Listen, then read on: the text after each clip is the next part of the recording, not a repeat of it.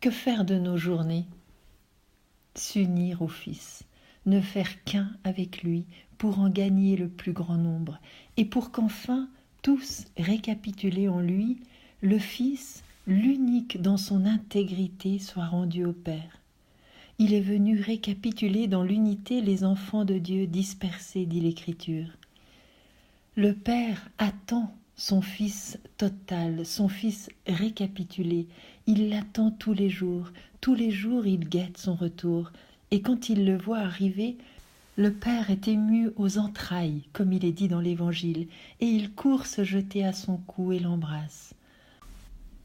Son attente est si brûlante.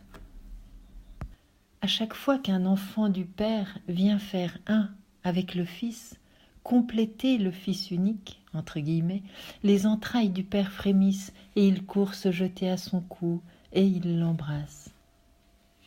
À chacun de nos mouvements intérieurs d'union au Fils, et au nom de tous ceux qu'il nous a donnés, dire au Père, voici ton Fils. Il n'y en a qu'une qui soit légitime pour prononcer cette annonce au Père, c'est celle qu'il a elle-même entendue de l'ange à l'Annonciation. Voici que tu vas avoir un fils. Et de Jésus à la croix, voici ton Fils.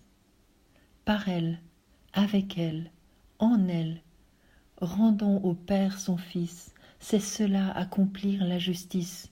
L'antique serpent a voulu tuer ce Fils, et il continue à vouloir le tuer en son corps mystique. En elle, la Mère de Dieu, par elle, avec elle, rendons à chaque instant de nos jours, de nos nuits, rendons au Père son Fils, et laissons-nous infiniment embrasser par notre Père ému aux entrailles.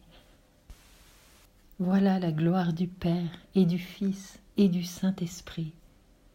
Voilà la vie sur la terre comme au ciel.